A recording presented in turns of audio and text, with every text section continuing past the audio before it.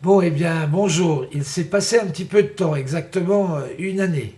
Vous voyez que j'ai mis des lunettes, donc avec le temps va, tout s'en va, y compris la vue. Mais tout va bien. Disons que je suis un peu moins bronzé parce que avril 2019 n'est pas aussi beau que avril 2018.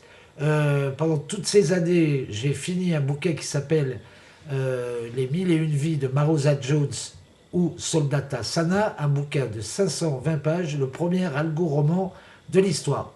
Inutile de dire que c'est une folie de plus, je ne sais pas sous quelle forme ça va sortir, mais ça va sortir. Mais revenons-en au Monde selon Baggio, paru il y a bien longtemps déjà, et nous en étions arrivés à la page 41, et nous repartons de ce bon pied pour cette folie verbale, cette folie footballistique, cette folie bouddhiste, cet hommage à Roberto Baggio. Florence, Stadio Artemio Franchi, 18 heures. Je vais suivre les conseils du professeur Friedenreich et me donner de l'exercice. Cette balade du Champ de Mars au centre historique par les abords du quartier juif, je ne l'ai jamais faite. Le paysage est digne des Midlands. Je longe un complexe sportif et trois rampes de métal qui me propulsent au-dessus de la station FFSS Campo di Marte. Je débouche sur une avenue bordée de platanes. Les noms des rues dansent dans ma tête. Largo Achille Gennarelli, via Masaccio, viale Antonio Gramsci, Piazza Azeglio.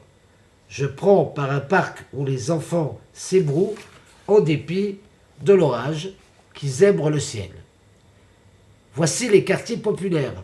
Échoppes, barbiers, artisans. La sublime Piazza Santa Croce n'est pas loin, harmonieuse et épurée. Trois gosses poussent un ballon sur les dalles mal jointes, patrimoine de l'humanité. J'emprunte la via Ghibellina, mais où sont passés les guelfes? Le rose violacé du ciel irradie les toits. Je tombe nez à nez avec un kiosque et sa kiosquière. Une paire de japonais s'émerveille en palpant l'étoffe d'un maillot violet avec un 10 dans le dos. Si, si, explique la kiosquière, il passait par là, tout le monde le connaissait dans le quartier. Si vous saviez comme il était chou à l'époque, on aurait vendu le David plutôt que le perdre. Baggio n'était pas un homme, c'était une obsession. Plus tard, un orage d'une telle violence, cela se voit rarement à ce moment de l'année. C'est ce que me confie la dame qui tient le café de la Via dei Neri, juste derrière la galerie des offices.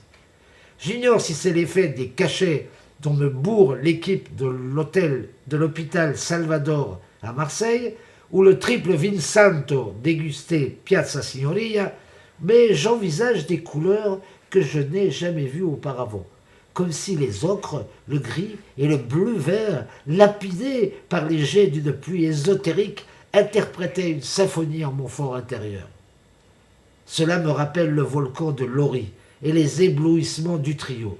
Cela me renvoie à une certaine dame de mon passé. Mais stop, pas de syndrome de Stendhal. J'ai besoin d'une douche et d'une bonne nuit de sommeil. Hélas, quand j'arrive à l'hôtel Albion, le Coréen de la réception fait des bonds de lapin autour de moi.